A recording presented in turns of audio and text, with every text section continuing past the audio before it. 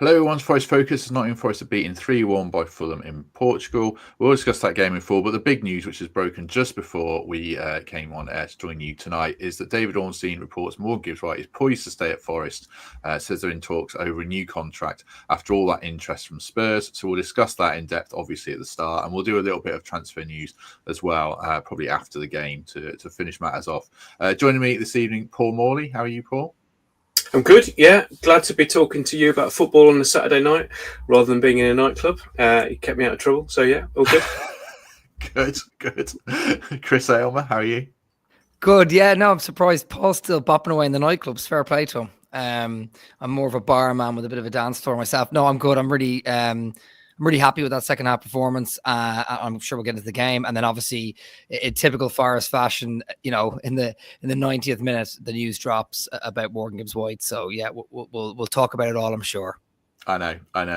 My wife said, "How long are you going to be?" And I said, "Well, it was going to be about 30 minutes, which means 40." And I said, "It'd be 45 now because of what Forest have done, which means we'll probably be here for about an hour." But yeah, great news. Just before we start, thanks to everyone who came to the live show. I must give a shout out to a couple of people. Jim Wheat, who donated the two Hudson Odoi and Murillo shirts. They went for really big money, which was great. I won't say how much because it's in the podcast, which will be out on Thursday. But wanted to mention that thanks to Jim Wheat for donating those. He's made lots of money for charity. And also Stuart Clarkson, who normally goes to the shows, but he's recovering from cancer surgery. So wish him well. I wanted to do that before I forgot. And I would have forgotten after all this Gibbs-White news, which is really exciting. Paul, I'll just read out what David Ornstein said, and then I'll ask Paul and Chris about it. In his tweet, he says, Forest are in talks with Morgan Gibbs-White about signing a new contract, poised to stay in a huge boost to NFFC. So that's probably the biggest line from it in the tweet. The piece just says Forest in talks over a new contract and lots of background. But in principle, Paul, poised to stay sounds like very good news to me. What about you? Yeah, absolutely. I think there's probably going to be quite a lot of people, if indeed that does come to fruition, who jumped the gun a bit a couple of weeks ago and started, having opinions about Morgan that we're putting out there in the public domain. That maybe they maybe now look back and think maybe we should have held kept our powder dry a little bit before jumping to conclusions. So yeah, look, if he does stay, it's great news. I mean, he's a great footballer. Obviously, our squad is going to be stronger for having him in it. So for me, it's the eventuality that I always hoped would come to pass. It still feels like there's a little bit of work to be done before it does, but yeah, if it turns out to be that way, then it's obviously great news for the club and hopefully that Morgan sees it the same way. I think so. I mean, it does sound like there's work to do and it's not over the line yet. But if David Ornstein's tweeting it, Chris, as you said, there wouldn't be nothing in it, would there? Because he's the best of the best in a lot of senses. Yeah, I think it's more like what you said before we came on is, the article says different things than the tweet. The tweet says poised. Is that right? It says it in the tweet? Poised is the wording of the tweet, yeah. So Ornstein, I mean, this summer particularly, Ornstein's the one who's kind of been getting it all right all the time and waiting and holding fire rather than throwing out random sort of stories for clicks and stuff. So, you'd hope. Obviously, this, the release clause surprised us a couple of weeks ago, and this is now surprising us again. So we'll wait and see till it's all done, if indeed it does get done. But it's just if it does happen, it is a massive boost for us.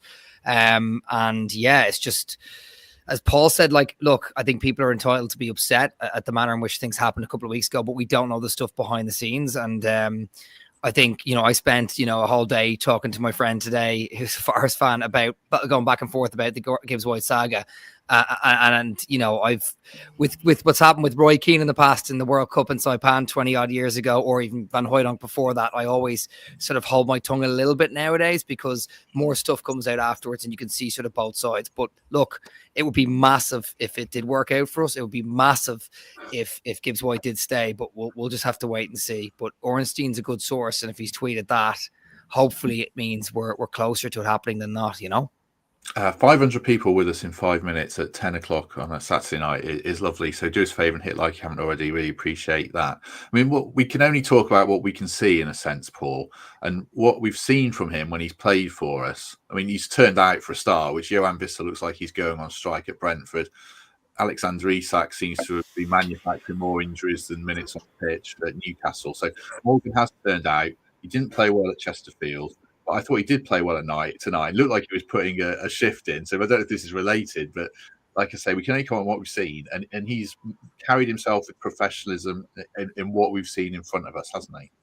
Absolutely. I think he always did that anyway. I think, that was the one thing which I think sort of irked me a little bit when people started having a snipe at him a couple of weeks ago, was that, whatever happened or was going to happen, he's always given his all for Forest. And I think he's genuinely loved playing for the club. And if he obviously ends up signing a new deal, I think that is just a reflection of that. And like you say, for the last couple of weeks, he's been, model professional, turned up for training. Obviously had the issue with his partner and the baby and stuff, which meant he couldn't go to Portugal straight away, which again, until that sort of became knowledge that was the reason why he didn't fly, there was again more rumours flying around about why he didn't go to Portugal straight away. But I think tonight he he looked like he was in all in.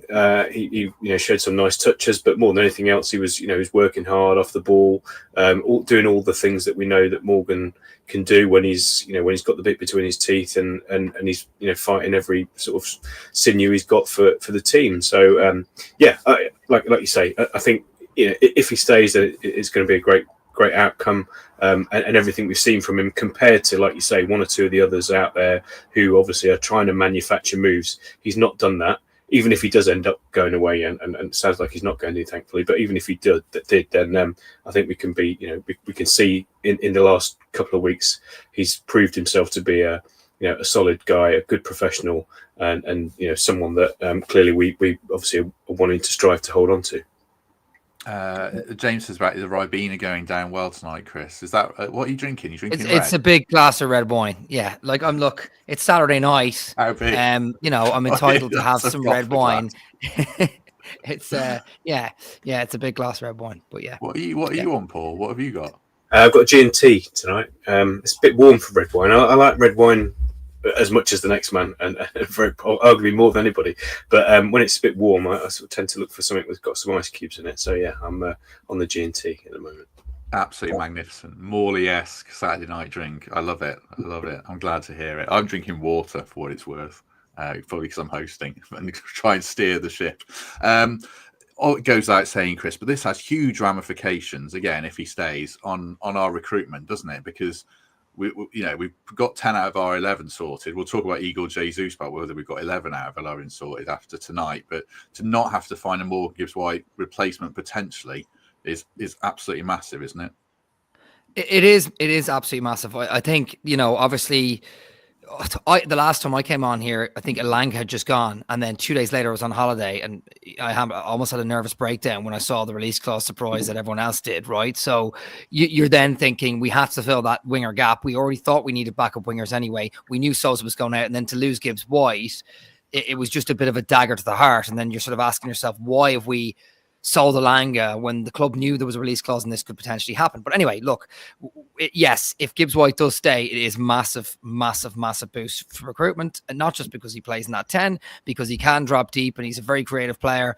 And rotationally, if you lose him, you need to fill that gap with another player who's got the potential he has, and then maybe even a backup 10 because we're playing in Europe. So it just, in general, it would be a huge boost. It would also send a big message to the squad as well. You're saying, okay, look, there was a release clause here. Everyone thought he was gone. You look at other players like Mbemo and stuff, who Cunha, they all went out. If you kept Gibbs-White, we're one of the only teams in that sort of mid bracket keeping our key player. So it sends out a big message, and then maybe attracts more players in as well. Oh wait, they're keeping one of their best players. Let's start pushing for Olmos to get that over the line, to get over the Forest, So yeah, huge for recruitment. Just to touch a little bit on what Paul said there as well. Like, I think it's okay that people were annoyed by it, because it all felt kind of cloak and dagger. We didn't know anything at the time, and obviously we still don't. We don't know whether he's going to go or not, but right now it's looking good. But I do think, compared to, look, Wissa's practically on strike now. Isak's practically on strike now. Gyökeres did go on strike. All these players who push for moves, some of them, Isak and Gyökeres, are a different level, but Wissa, they're just doing what their agents are telling them. Gibbs-White didn't. And people might say that's because of PR. They might say that, and that's fine. And maybe it is. But he's still showing up and playing in 2 preseason friendly games, going to Portugal eventually when he could have stayed behind. So, and that might have something to do with the contract stuff. But ultimately, he has been one of the good guys in these situations, because we've all seen a lot worse before. But yeah, like, we'll see what happens, and it's massive for the recruitment. Lovely array of drinks in the live chat I can see from Mark, Will, Tony, Andy. Lovely stuff. We'll talk more football, but it's interesting to see what people are drinking tonight. I suppose we're all raising a glass at the moment. Lots of caveats. We'll probably move on from this shortly, Paul, because it's still quite up in the air. I think Jason said in the chat there, we might have a release clause in it and still go and things like that. I don't think that would happen personally. But yeah, still water to go under the bridge, certainly. But if he does sign as well, it does send a message to other clubs that, you can't come and take all our best players. It's very unusual circumstances the way it's gone down, but it shows that hopefully we're not going to be, completely pulled apart every summer, touch wood. And if we can just sell Elanga this summer as our big hitter, then I count that as a success personally. But as I was saying, do you think it sends a message to other teams?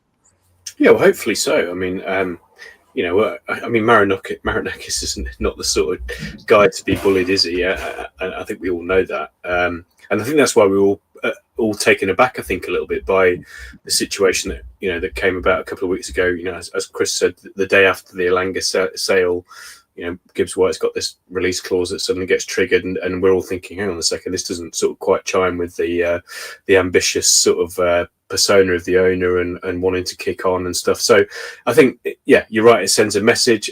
I think, and I know you've said before a few times that probably the model that the club has got to kind of, at least for the next 2 or 3 years, whilst we continue to get established, is sell one player per summer, one big sale per summer. Something we can absorb and handle. 2 within 2 days, as it seemed like it was going to be a couple of weeks ago, felt like a real hammer blow. So, you're absolutely right. It sends a message that we're not there just to be picked off. I mean, you look at what's happening at other teams like Brentford. I know I remember we were talking. It was on here maybe 3 or 4 weeks ago before the Elanga sale had gone through, and we were talking about other teams that were starting to look vulnerable, and we were talking about Brentford and Wolves and a few other things, and all of a sudden we felt like we might be in that bracket. But this pushback and this reversal of this situation with Gibbs-White, or the apparent reversal, seems like we've managed to back ourselves out of that situation, and actually, like you say, we're digging our feet in, or whether it's the owner or the club as a whole digging our feet in, saying, look, we're here to be mixing it with that sort of second tier, I would call it. I think you probably got the top 6 or 7, and I know we broke into that effectively last year, but realistically we're in that sort of middle tier, along with the likes of Fulham that we play tonight, which we'll get on to, and we want to stay there and build from there, rather than just sort of feel happy to be there. I think that this is what it says to me, is that we are where we are in that middle tier, from, let's call it 8th to 12th, let's say, and we want to kick on from there. And yes, we might have to sell the odd player once a year or every now and then, but actually we want to hold on to our best players where we can. And who knows, Morgan may make this whole release clause thing, this may be kind of a semi-gentleman's agreement that in 12 months' time we are saying goodbye to him.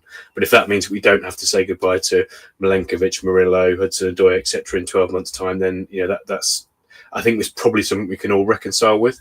Come back to your original question. Sends a good message. Tells me, and I think hopefully everybody else, that we are here for the long haul, and we want to keep building, rather than just sort of be happy to be and also ran in the league. Yeah, and even if Morgan does go in 12 months or something like that, we've got time now. It feels like a warning that we have to get some succession planning in place, and we have to have a proper replacement lined up and in the building, ideally, before Morgan or anyone else goes, because we have seen the start warning signs this summer. And I suppose if we does sign, I'm sure we'll break our wage structure to keep him here, because he's earned a really good contract, and other players are pushing for them as well. Chris, any final thoughts on Morgan's situation before we move on? Not really. Just like, I wonder if he does end up signing a contract, will he have to come out with a bit of a video? He's probably not going to do any explanation. We'll just sweep it under the rug. But there are people that were very upset 2 weeks ago. Now, was that down to Morgan? I don't know, but I understand why fans felt a bit blindsided in general, and whether that was from the club or from him or from whoever. But what I will say is, I can, in this moment right now, I can't pretend like it wouldn't be absolutely class if he did sign a new contract. Like, it would be one of those big watershed moments in our sort of like 20, 30 year history where you lose Collymore, Van Hooydonk goes on strike, blah, blah, blah, blah, blah. And you get to this moment. If we did keep him, this would be, I think it'd be absolutely huge. So yeah, that's kind of all I'll say. It would just be, I can't contain my smile a bit. Like, it would be class, to be honest. It'd be pretty funny if you're a Spurs fan. Well, no, it'd be pretty funny if you're a Forest fan. Brilliant. Reacting to Spurs fans tonight, because they were lording it over us, certainly. And Newcastle fans were lording it over us over Elanga. And then Isak goes. I got some stick from a Newcastle fan I know for tweeting when it first was mooted about Isak. Oh, he's not in the squad and all that stuff. And, I said, I think he wants to go. And he's like, no, why would he want to go? But Liverpool are a big draw. There's a football food chain, and Newcastle have got their place on it. So they've had a nice reminder of that today or yesterday as well. Wonderful dip into our demographics this evening with some of the drinks I'm seeing from Cape Town, Belgian-style session beer. Someone's watching darts and drinking red and watching us tonight. Get well soon, Danscape, who's on the Lemsip, because I know he's been ill as well. Right, just before we get into the game, a quick word of thanks for the Trent Navigation and a reminder that you can watch the final of the Women's Euros tomorrow evening, 5 p.m, England versus Spain. Kick-off, like I say, at 5. You can get your food there as well, so do check that out. I'm sure Chris won't be watching that because, it's just more English sporting success, but apologies. Oh, Chris. come off it. Come on. Look, must have enjoyed the Lions as well, no, Chris? Like, we're all together? Yeah, the Lions. Yeah, the Lions, the British and Irish Lions, we're in that together. We won today. It was an Irishman who scored the winning try as well. Exactly. But yeah, exactly. Didn't watch a minute of it. My uncle's out there watching it all, but I didn't watch a minute of it. So, what was the cricket score at the close, Paul? 100 and was it 180 for 2? I think so. Yeah, India have rallied big time from 0 for 2 to 180 for 2. So, yeah, work to do on that score tomorrow. Well, still a good sporting day for England. 650 people with us, which is great. Let's talk more about the game then. As I say, beaten 3-1 by Fulham. 2 very, very different Forest teams fielded. What were your general thoughts on it, Paul? Well, it was like watching 2 different matches, wasn't it? I mean, I think you can largely disregard the scoreline probably because of the such a different difference in the 11s in the 2 halves. I think first half, obviously lots of kids on the pitch. Probably the one highlight from that first half was Taiwo showed glimpses of old Taiwo. There was that link up with Jota on the break where he forced a good save out of Leno. So that was sort of encouraging to see. And actually, I thought, apart from the sort of funny 5 minutes where we conceded the 2 goals, given the inexperience in the team versus a pretty well-experienced Fulham side, I thought we competed okay. Didn't necessarily create a whole amount apart from the Taiwo chance, but we stuck in there, hung in there, and the young kids sort of showed good fight, good spirit. Obviously, we saw a first glimpse of Jair Cunha. It didn't have a huge amount of time on the ball, but there's one instance I think where it was through, or the ball was threaded through to a Fulham player one-on-one, and he used his strength and sort of shrugged him off the ball, which was good, encouraging to see. So yeah, I thought first half wise, read very little into it, and then second half was sort of a different story where we dominated possession largely.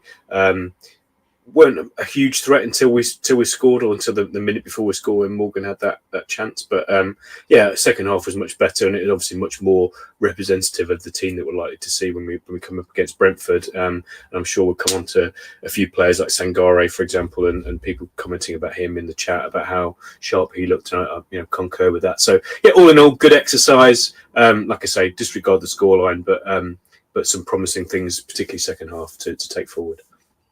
Just dipping quickly into the chat, Cece asked if you're Dublin based, Chris. He wants to meet you for a pint next time there's a game on in Ireland.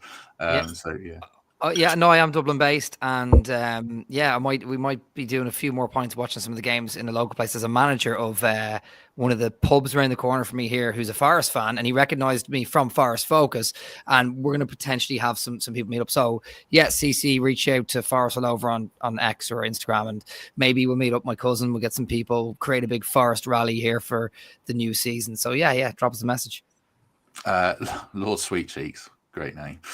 Just logged in. What's the news with Gibbs-White? If you go back to the start, you'll catch it all. But David Ornstein reporting he's set to stay and sign a new contract is the latest. Just expanding on the first half then, Chris. I mean, for me, it was probably an exercise in showing what we already know. I know we've discussed Gibbs-White staying, that'd be magnificent, but it showed we need significant strengthening. Like, I'd rather see young lads play than O'Brien, who's obviously gone, and good luck to him, and Dennis and Bowler and players like that. It's good experience for them. And I concur with Paul that Taiwo, I thought he looks leaner. I mean, it's miraculous that he's come back from surgery and he looks leaner and quicker. And he was in an induced coma 3 months ago. But I thought he did a decent, he's very Taiwo-esque in the ball bouncing off him and things. But he did well for that chance. Jota, I think you were impressed with Jota, and he looked a pest. I suppose the thing I was looking for was players like probably Carmo and Marato to put their hands up, and they probably didn't. But the main takeaway for me was it just showed we need significant additions, even if Gibbs-White doesn't go. I think we still need 7 signings. But what did you make of the first half, and who stood out for you? First half, Fulham put out a very strong side. They let me have a look here. First half, they had, Bassi, Wilson, Smith Rowe, Anderson, Sessegnon, Tete, Leno, Muniz, Sanderberger. A lot of those players started for them last season, and they put out a very strong side. We had a lot of academy players first half. I think some of the key players from last season that were all bench players, really. Marato, Jota Silva, Yates was in and out last season, starting some of the games, others not. So we basically had a second string side out against what would be a pretty strong, almost first team side for them. So I thought we would struggle a bit, but I think the youth did really well. I think some of the lads did well. I thought Powell early on was really good. He made some good challenges, got stuck in. I saw he was taking set pieces as well. I think a couple of his free kicks were decent. His corners went near post. I think they were just training ground set piece actions. That's why they went from post. But I felt like we were up against it first half, but the youth did really well against a strong Fulham side.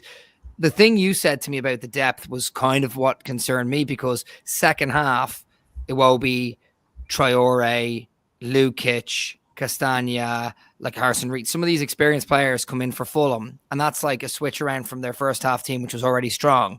And then we have to change our full 11, which turned out to be good. We had a decent second half, but that's from the back of our first half team, which is a lot of academy players. So you're right, we do need depth. We're playing in Europe soon. We either have a Conference League playoff or maybe Europa League straight in, but we need players. We need 7 or 8 players at least. And obviously we've lost a really key winger. Hopefully we don't lose our 10. That's good news so far tonight. Hopefully that keeps up, but we need players, and fast. And with this window, and I'm sure we'll talk about this, Matt, like it just feels like we're constantly linked to players and then they end up going somewhere else. And I know we can shut down Twitter and not look at these links, but we do look at these links, and it does feel like a bit of a different summer. And the top 6 are strengthening massively. And then you have the rest of the team sort of nicking in with getting players. You hear Fofana's going to Everton potentially today, and we were linked with him. So it's just, there's a lot of links going on and nothing really happening. And we are 3 weeks away from the Premier League starting. So yeah, we definitely need some depth. It's not panic stations by any stretch of the imagination. That second half team was good, but you can see by even Fulham's little bit of extra depth when they brought players on second half, we do need more quality. I'm gonna cut in there, Chris. Press release from Forest: Morgan Gibbs-White signs new 3-year contract with Nottingham Forest. You're joking? No. Nottingham Forest is delighted to confirm Morgan Gibbs-White has signed a new 3-year contract with the club until the summer of 2028. I'll just read it through. I really hope this isn't embargoed. Oh no, it is. Available for immediate release. Massive moment of total panic doing this live. Available for immediate release. Dylan Lyons, the owner of Evangelos Marinakis. Evangelos Marinakis said Morgan is a special player, not just in terms of talent, but character and mentality. He represents what we want in this club, to be a winner, talented, fearless and proud. There was significant interest from various clubs. We were determined to build on our future with Morgan at the heart of it. I promised our fans we would not only compete, but grow stronger and stronger every season. Today is another step in that journey. There is a quote from Morgan. I felt at home at Forest from the moment I arrived. The support from the fans, teammates, and everyone around the club has been unbelievable. I believe in what we're building here, and with the backing of Mr. Marinakis and the enormous ambition he has, I want to be a part of making something special. I'm excited for what's to come. No mention of a release clause in this press release. Chris, give us your reaction. Get in! Get in! This is unbelievable. This is what it's all about. This is the difference between us and some of those other clubs that have to let their players go year on year on year. If this is huge from the club, like that is a massive statement. We thought he was gone 2 weeks ago. There was a release clause in there. Spurs fans are all over X and Twitter. This is a big deal for us. This is a signal of intent. We're saying we're keeping our best players. We're not just a selling club. I mean, what a turn of events the last 2 weeks now after that. Elanga, then Gibbs-White, now he's staying. I mean, I don't even know if this is real, but this is massive. It's a real. Huge. We're going to get some more wine. Like this is unbelievable. Really amazing news. I'm not just being dramatic. Like this is how I feel right now. That is class news, and it's huge from the club. You got to give the club all the credit in the world there, because most teams would just, be forced out and bullied. The club have stuck by it. They've dug their heels in. Massive credit to them, and massive credit to Gibbs-White, because he's going to be playing with us next season, baby. Go on, Paul. Have your say while I'm just messing around on social media. Well, I'm no longer drinking gin and tonic. I'm drinking Spurs tears. So, and it tastes very sweet. Fantastic. Well, I think Chris said it all. I'm sure every Forest fan is delighted by that news, and it's what we all wanted. And I'm just, like I said right at the beginning, I think Marinakis is not one to roll over. I think we collectively were maybe a bit too quick to judge what was going on without knowing the full facts a few weeks ago, and as it's transpired, we've all got what we wanted. So, I think actually what would be really interesting to see now is what message that sends, if any, but how subtly does that change some of the negotiations that we might be having with other players about wanting to join Forest, and what message does that send to them about where we're headed as a club? And we'll get on to talking about Ndoye and one or two others. But if we can flex our muscle and hold on to people like Gibbs-White, who clearly has designs to be playing World Cup football in 12 months' time, that should send a really positive message to anybody out there who's thinking about who Forest are in for, who want to be part of this, who we want to be part of the project, and we're trying to convince. It's a massive news. Delighted to be on air whilst it's happened, and couldn't be more pleased. Yeah, I was thinking of Callum Hudson-Odoi new contract as well. It sends internal messages. I mean, it changes the whole dynamic of where we're heading this summer, Chris, doesn't it? Potentially, I think. It's massive. This like I said earlier, this is going to be one of those big watershed moments. This is one of those big moments where everything turned around. It's the messaging it sends as well. I know he's a brilliant player, and he's one of our key players. He was our vice captain last season, the captain on the pitch a lot of times as well when Yates wasn't playing. He's one of the best players. We paid a lot of money to get him over the line 3 years ago. We knew we were going to build a team around him. It just sends a big message to the rest of the club. It sends a message to all those players. It sends a message to Callum Hudson-Odoi. It sends a message to all the players who are looking to come in now. There's going to be a lot of players out there, and Doy's going to go, Gibbs-White's staying with them. Right. They're not messing around. They're not looking to drift down mid-lower table. They're going into Europe next season, and they're keeping their best player. Yeah, it's the messaging for me. It sends is what makes the big difference. And obviously, I love Gibbs-White too, and we all know what he offers the team. Quite apart from his goal threat and stuff, his effort. Even you said it today, Matt. Like the effort he put in today, you could tell there was something a little bit extra. It's a preseason friendly, and he's getting stuck in. That doesn't look like a player who wants to leave. But no one wanted to say it, and now it's happened. It's just class. I wonder do we get to see the full kit release video now? I mean, if I was in Forest Media Team, I'm releasing that because some funds have gone in behind it. Yeah, definitely. Just to the dynamics of the fan base as well, Paul. I know it's been pretty 50-50 or whatever about the way things are going, but this changes the mood among the fans as well, significantly, I think, doesn't it? Well, hopefully, yeah. I mean, like, people have been having their penneth about the recruitment team not doing this, not doing that, and maybe we've all been focused on getting Morgan sorted, and actually that's a good reason why perhaps one or two other things haven't happened. But I'm sure that there's two different sort of sides to it, and whoever's deciding to, or whoever's dealing with Morgan's contract is probably a different set of people that are out there, trying to entice one or two others. But like we said a minute ago, I'm sure it all sort of links back together in that. We can look at this window in a whole different light now. We've got new contracts for Nuno, Aylmer, Sells, Williams, now Gibbs-White. Hopefully Hudson-Odoi to come. And actually, when you think of it in that sense, it puts a hugely different slant on it all of a sudden.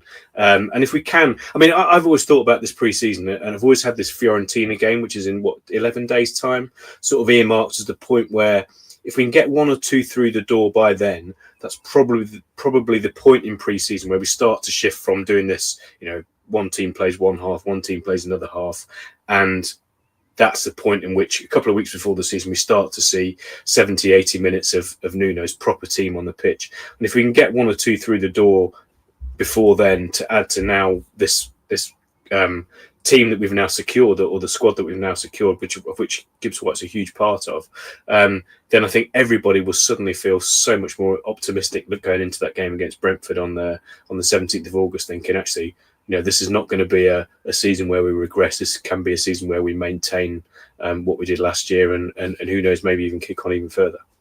I was just looking on Spurs Twitter just while you were talking, see how it's gone down. But Lovely. All the tweets of Forest fans just laughing at Spurs. Really, there are a few Spurs fans having a moan. Levy's going to get some absolute pelters, isn't it? It's quite funny. I suppose this isn't a question, Chris. I don't know where I'm going with it. It's funny how the dynamics of football change. In the start of the summer, we thought he was going to Man City. Spurs thought they got Gibbs-White, and they're dreaming of a stronger Champions League squad. Now they're spitting feathers. It's funny how the emotions of football, what they do to you, isn't it? Especially in the space of 2 weeks, and I think it was Chief who's been on here a few times. He said it. He said he wouldn't have it any other way. This club is crazy. It's a wild roller coaster, and if you look at the last sort of 15 days. I mean, you could pack in a whole season of happenings in the last 15 days. It's insane what's happened. Like I said before, we're panicking about signings not coming in. Elanga goes out, Gibbs-White looks like he's gone. There's a secret release clause that we didn't know about. It's like a movie that you couldn't really script, and now it's been scripted so perfectly because there's a happy ending for us anyway, not for 17th place Tottenham. But yeah, it's amazing. A really phenomenal end to a 2-week kind of wild saga. And the thing is, if you strip it back, we all did think he was going to Man City in June, and we were all kind of like had made our peace with it. But it was the fact that the Elanga sale happened, and then we found out about this magical release clause, and now it's turned back around. So yeah, it is. Football can take you on some crazy journeys. I'm sure we've many more to come. I mean, this Europa League saga as well. I think it all happened in the space of a few days. The Europa League news about Palace, and now they've the appeal, obviously. But I mean, yeah, it's been a wild journey. Even these last 2 weeks, people will remember this summer, I think, for a long time. Lovely stuff. I don't know where we're going. I mean, we should talk a bit more about the game. We'll talk about the game. We'll probably circle it. I mean, just on his performance tonight. It probably showed what he's all about, and in effect, what we'll miss. I mean, his shooting was better than normal, but he would have been a huge problem to replace for what he brings, Paul. I think as much on the ball as off the ball, where he fits into our tactical plan. It must be such a weight off Nuno's mind, mustn't it? Yeah, hugely. I mean, we've talked about this conversation for 12 months or so. We go back beginning of this time last year, where it was like, oh, we're going to lose either Murillo or Gibbs-White, and who's easier to replace. And I think most people felt, and I know the conversation has evolved over time, but I still think the general feeling is that Morgan is arguably the most difficult player within the squad to replace because of he's kind of unique in what he brings, and like you say, from Nuno's perspective, I'm sure he's absolutely cock a hoop that Morgan's signed a new deal, and we don't know how long. Obviously, they've known about this, and I'm sure probably once the Tottenham interest came, Marinakis would have moved pretty quickly to say, look, what do we need to do to make this go away, and what do we need to do to keep you? So it could well have been the case that this has been in the background for a couple of weeks and everyone's been relatively chilled about it. But of course, we don't get to know about it until today. But yeah, like you say, I mean, tonight, I thought, he was okay. It was a decent Gibbs-White performance. The shot that he had just before we scored that went out for a corner was like you say, that showed that he was on it, and he really sort of was in the game, was giving his all, and that moment showed it that he was up for the fight tonight. So yeah, I just think it's a huge boost. We've already talked about it, what you guys have said, just collectively within the squad. It's a massive lift for everybody, hopefully, that they feel now part of a club that wants to keep holding its best players. And if you're one of those players, if you're a Callum, I know people have talked about this in the chat, that he must now feel that, like, actually, Morgan's committed, Ola's committed, Nico's committed, and Nuno's committed. So let's get him as the next one over the line and keep building. And yeah, just like I said, couldn't be happier with the outcome of what's happened, Morgan. Lovely stuff. Can I say one more thing? Yeah, go on. Yeah, of course. Sorry, just the one thing I'll say, which has been annoying and irking Forest fans for a long time, is obviously with the 30 signings and the Clattenburg and everything, sometimes we don't help ourselves. 30 signings having to work, but the media narrative surrounding this sort of release clause stuff over the last 2 weeks was very plain and simple. They were like, "There's a release clause. He's gone. What are Forest moaning about? Why are Forest crying?" It was a very big narrative built up from mainstream places as well. It wasn't just like podcasts online. And lo and behold, he signed a new contract. So we did the right thing. So sometimes I get sick of us being the pantomime villain of the league amongst the narrative. And now it's proven right. And we even saw Omari Hutchinson. There was a release clause there that Brentford seemed to have triggered, but it didn't go through. And no one talked about that.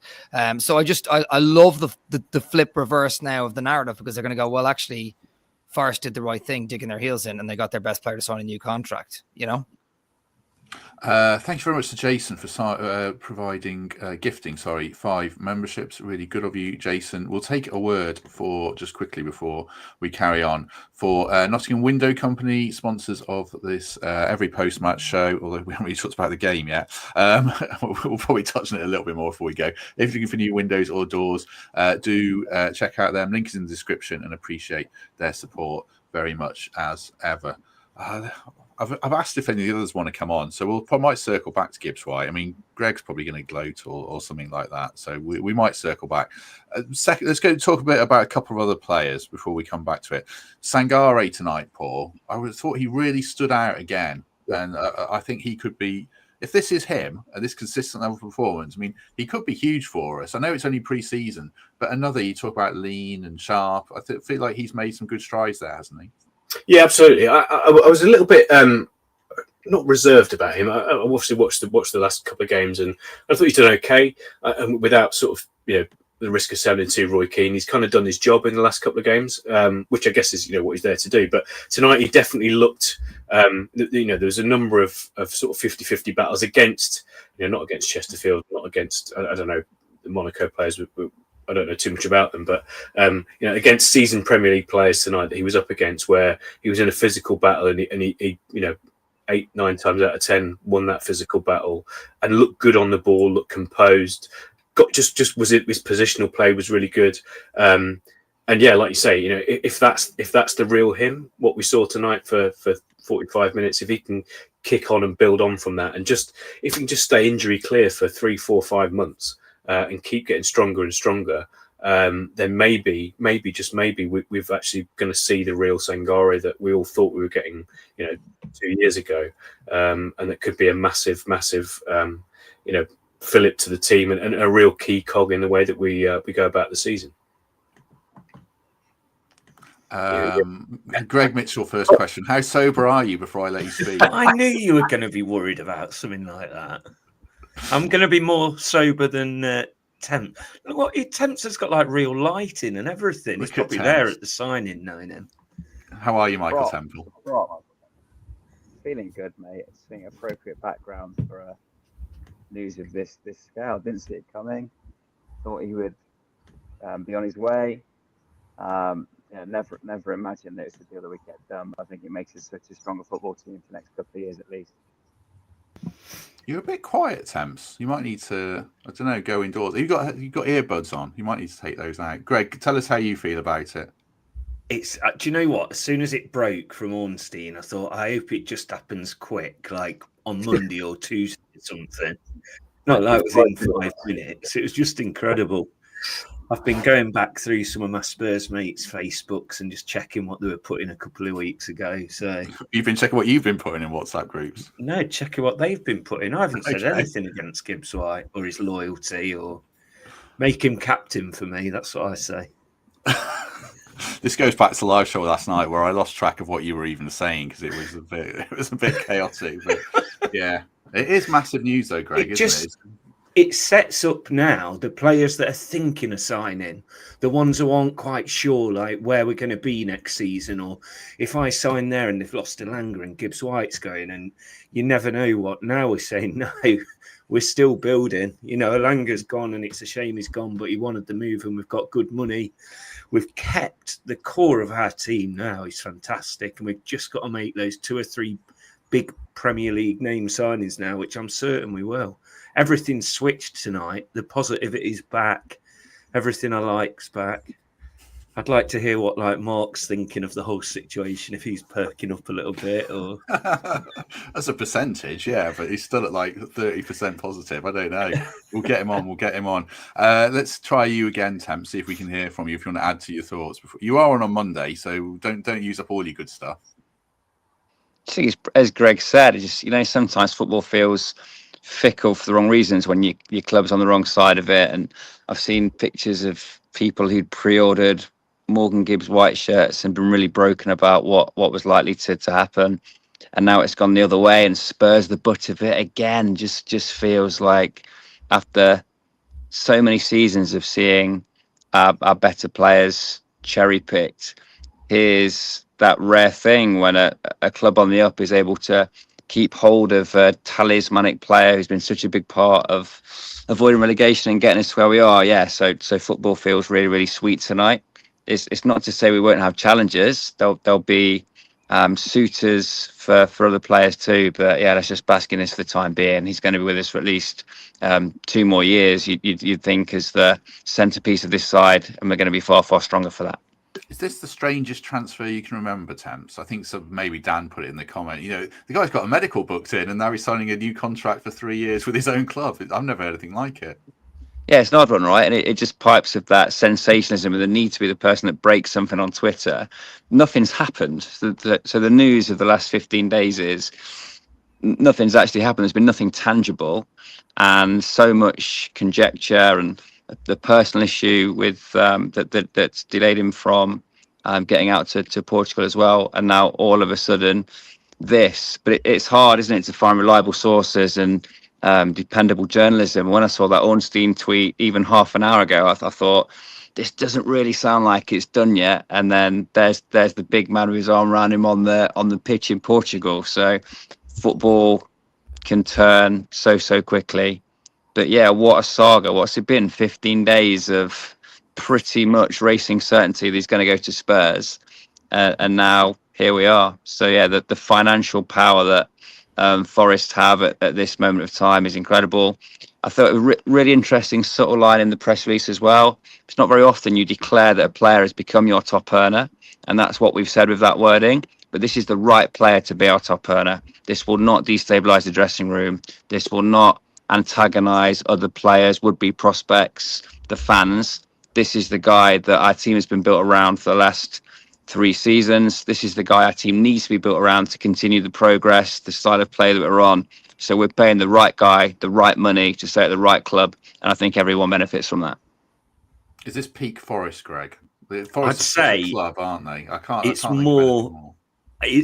it's more peak Spurs. It's the most Spursy signing I think I've ever known. Even for them, they've outdone themselves. Every single one of their fans, everyone was like, you watch now the next week or so, Gibbs-White weren't that good anyway. He wouldn't have fitted in our squad, blah, blah, blah, blah, all the usual stuff. But football's just so fickle, isn't it? I can't wait till the live show comes out now. it might be edited. I don't know. We're going to have to get it back. But Did you bag him on stage, Greg? Did you give him some? All I said, I think I actually said I wouldn't. You gave him a bit. I said I wouldn't give him the captaincy unless he signs a new deal or something like that. Can't remember. It's a long time ago. But well, yeah, it feels like it now. It's just exactly what we needed, because it was getting a bit. It was, people were just getting a little bit down, weren't they? And checking all kind of silly stuff like relegation odds and all that crap. But you build from this now. I think it's only going to go the right way. And next week we find out about Europe and all that stuff. Temps has gone for another sangria. But midnight where he is. Maybe they know something as well. Like, does he know that we're going to be in Europa League? Maybe. I just think it's all looking a bit exciting, a bit more positive now. Are you chaps staying with us for the extended cameos, or are you disappearing? Because we're going to talk about Igor Jesus next. Oh, is that you just telling us to go? It's fine. I mean, Temps looks like he's halfway through like a meal or something. No, you're free to stay, but Paul and Chris have done all the legwork, and I'm not going to, they put the graft in here, so I'm going to throw it back to them now. But you're welcome to stay and chip in periodically. No, I'll go. Thanks. Good to see you both, Chris. Paul. Good to see you. Good to see you, Greg. Pivotal moment tonight. Take care, Miguel. Your name. If Greg's going, I'll stay. I was going to say, team game. Come on, we can all pitch in. It's a bit like Forest tonight, and you've got a first half team and a second half team. There you go. I don't know. The second half team was better than the first in the game. I'm not sure I'm going to say that about the contributors.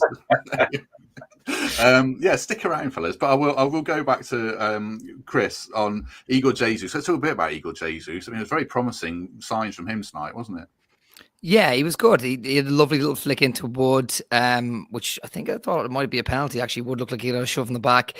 But Jesus looked like that kind of player, and I know we were messaging about this, but he was sort of dropping into the centre, dropping deep a little bit, almost like what Elanga was doing at times at the end of last year when Elanga wasn't playing on the wing, when he dropped in the centre just behind Wood. Jesus was doing a little bit of that, and what was good to see as well was obviously Chris Wood's great. He's clinical. We saw that tonight. Wonderful header. I'm sure we'll talk a little bit about the goal. Maybe we won't, but I'm sure we will. But Jesus was just so. Temps doesn't like what I'm saying. He's gone. Right. Jesus was just. He's really good on the ball technically, and like when he's holding up the ball, it gets to his feet and he lays it off quickly. Wood takes a little bit longer. He's not quite as good on the ball as most players. He's just really clinical finisher.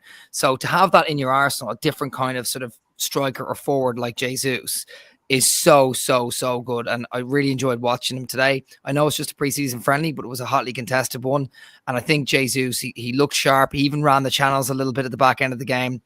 I think he looks like already he looks well oiled and good to go. Interesting link with Chris Wood, who looked sharp as well. He ran back at left back at one point, Paul, didn't he? But be interesting to see them play together, wouldn't it? Yeah, I'm trying to work out what the formation was really, because we were sort of playing without really anybody on the left. Hudson-Odoi was very much hugging the right-hand side, and clearly that's where we are obviously trying to strengthen is getting a left or a wide player, whether it be left or right, and Hudson-Odoi we know is pretty flexible to come on either side. So it was interesting the two of them lined up together, and it's just another option because I think, you know, the fact that Taiwo and Wood are so, I guess, similar in terms of the way that you need to play to them. We had that one game, I think, against Wolves at home. Well, no, Fulham at home, wasn't it, last year, where it obviously didn't work, apart from, you know, a few times where at the end of the games we were chasing games, we had them 2 on. But from a starting perspective, to look at the two of Jesus and Wood, does look like an option. I'm trying to not get too carried away because, you know, we've literally seen him for 45 minutes in a Forest shirt, and, you know, he looked bright, he looked breezy, he looked like he could offer something. But I think we still need to probably give him a bit of time to settle in and not expect him to start banging in goals from game one. He's probably going to take a bit of time to settle and get up to speed of the Premier League when it gets into full Premier League intensity. But yeah, absolutely promising signs. Looks like a good signing, and probably pretty much everything that Fletch said when he's a few weeks ago, having seen him in the Club World Cup. He looked like he doesn't stop running. He's got lots of energy. He'll chase a lost cause, and that's exactly the kind of player that you want to be in your side. And that he's obviously seems to have that mentality that he goes for everything, and he's not going to be someone who's just going to kind of like sulk around, wait for the ball to come to him. He's going to go looking for it, and that's something that is different to Wood. Not that there's anything against Chris Wood, but he looks just a bit more dynamic. So he adds a different threat. And offers us a different way to play, which I think is what we've been missing for the last 12 months or so, and particularly towards the end of last season when we obviously ran out of steam. So yeah, really excited to see what he can do. But like I say, just would temper that enthusiasm with let's give him a couple of months to really settle in before we can expect too much from him. You watched the game, Temps? Or are you drowning in sangria tonight? No, I didn't watch the game. Saw the team sheets, and my only concern was about the depth. The relative lack of it. A lot of young lads being given minutes at a time in pre-season where it's not absolutely ideal. So that's what we need to see now. The biggest thing we've done in the transfer window is retaining some of those key players, but depth required now. Then we can all get on Greg's wave of optimism and see where this journey takes us. But no, didn't see the game, and I'm not qualified to comment. I think with that, Quiff, Temps has been at an Elvis karaoke competition tonight. Look at that! It's absolutely banging Quiff. That is, he's just waiting for that lip to raise in a second. Give it the ha ha ha. Matt, please read out Will's comment there. It's very funny. A Spurs fan comments: only Spurs could trigger a release clause when the player signs a new contract. Incredibly embarrassing. There's no other way to put it. Lovely stuff. Let's just talk about Chris Wood's goal. Greg, that was a great header, wasn't it? There were lots of promising signs in attack for us tonight. What a brilliant cross as well. Straight away, it's like just linking up like that again, just like old times. So we're showing, I know, and it's good that everyone's being realistic about it and saying, yeah, we lost, but that doesn't matter. There was some strong signs. A really weak first 11, obviously, in the first half, but that's Nuno basically saying, look, if we're in 2 competitions next year, we're going to need a bit more weight behind us. And I'm sure a few of those starting in the first half will be going out on loan and getting some experience, which will be amazing for them and us, hopefully. But it was a cracking goal. It was just starting where he left last season, really, wasn't he? I think so. We'll do the other transfer news on Monday with me and Temps and potentially one other person, probably just me and Temps at the moment. We'll talk Adama Traore and Dan Ndoye and Johan Visser and all that on Monday. Let's wrap things up. Of the people who saw the game, anything you want to add on the game, Paul, or anything else before we go? No, not really. I think the one thing that obviously with the fact that we scored a goal in pre-season is a positive thing. I think the one thing that was just slightly concerning for me was that going into the game and particularly as it was going on, and particularly after we conceded the third goal, was like, actually we just need to be really careful that we don't carry a hangover into the new season from the way that we ended last season.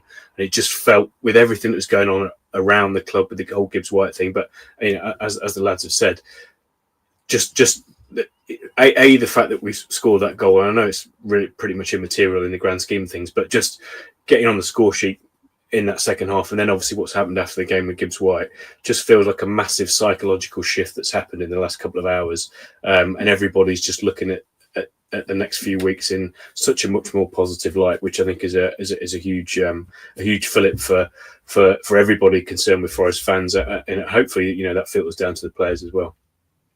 Chris, any final words from you before we go? On the game, the 2 key takeaways were Sangare looked like a Rolls Royce. He looked brilliant. Obviously, it's just a pre-season friendly, but he's just looking really, really sharp. Taiwo coming back is a big thing as well. We should talk a little bit about that. I mean, obviously, he had his injury issues and he was in a coma at the back end of last season. So for him to start today and looked a bit leaner and looked fairly sharp was really nice to see. And then, Igor Jesus looked really sharp as well, I thought.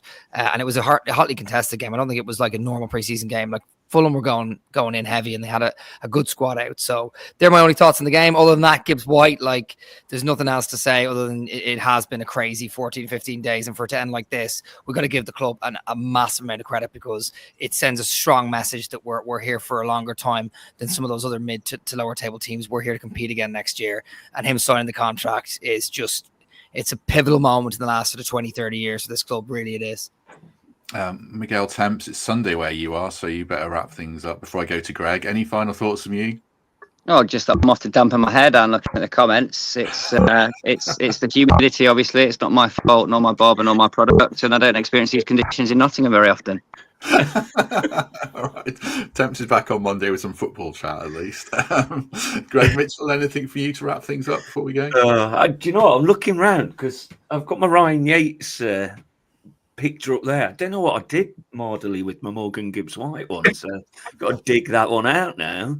I thought Hudson-Odoi, when he came for the second half, looked excellent as well. So get his contract sorted, seeing as we're on a roll. And just this has been the first night, really, where I think, bring on the new season there, ready for it. And I think it could be a good one again. Yeah. Oh, I'll tell you what. It's been quite hard doing this podcast for the last week, talking about the same shit, basically in circles. Having some actual good news to talk about is good fun, certainly. I've enjoyed that. Go on, Temps. Just this last week, you were doing that for about 4 years, haven't you? Are you like surrounded by frogs or something? Am I the only one hearing that? No, I'm hearing it weirdly, as well. mate. There's these uplighters that come on in the garden to light up these palm trees. I thought it'd be the most appropriate lighting somehow, and I just look like I've been rumbled by some headlights in Collick Woods or There's something. a weird noise. I didn't find that turned out to be quite the podcast studio I hoped it might be. Different on Monday. Sounds like it's been on the helium balloons, Temps, doesn't it? It's frog sound in the background. His looks getting destroyed, his voice, everything. Poor Temps. So glad he made this cameo. Right, we shall be back on Monday, myself and Temps. But as I said, Tuesday probably with Sam Collins. He's gone. We've seen him off. Sam Collins, who used to play for Forest. It's a really good podcast, I promise you. He came through the B team he's released in the summer, and then we'll have other stuff through the week, including our now heavily edited live show, no doubt. I'll have to sling Kirsty and Aaron some extra money, I think, for that. But yeah, great to have everyone's company with us this evening. Do us a favour, if you haven't already, we had over 800 people with us at 11 p.m. on a Saturday. Hit like, hit subscribe, do consider membership or Patreon or a lovely 5-star review on Apple or Spotify would be lovely. Paul Morley, thank you very much. Cheers, thank you. Delightful experience as ever to chat to you guys, and what a great night for Forest in terms of building for the future. Yeah, great night. Chris Aylmer, thank you very much. Thanks very much for having me. Amazing night and crazy news and an amazing, weird, wonderful now 2 weeks. I just want to give a shout out to someone who I saw in the comments earlier. Francis Smith is his name. I used to go to League One games with him when I was living back in London 20 years ago. We used to be watching, the weird Scunthorpes and Doncasters. Not weird, but you know what I mean. League One games. So seeing him in the comments is pretty cool. It's kind of come full circle. And then the news dropped about Gibbs-White and I realized how far we'd come. So thanks for having me. Great to see Greg and Temps here as well. Yes, Michael Temple, thank you very much. Adios, amigos. See you all on Monday. Yes, see you on Monday without frog noises. Greg Mitchell, thank you very much. Thank you for having me and thank you for allowing me to stay. I felt very welcome. So to persuade you to stay, you were ready to go. But yeah, it's been good. It's been good. Don't fun. Edit the live show. I don't mind. We all say stuff when we're emotional, don't we? So sure. Emotion sensors have gone off.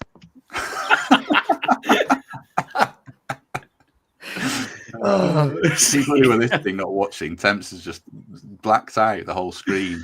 But yeah, I don't know what to say about that. Yeah, the live show was fun, and I can't remember anything that was said now, but probably about 20 minutes of its relevance still. Yeah, we'll put that out later. Thanks very much for your company, everyone. Do hit like before you go. Really enjoyed this. What a night for Nottingham Forest. What a crazy few weeks it's been. Yeah, if we don't see you on Monday, we shall see you soon.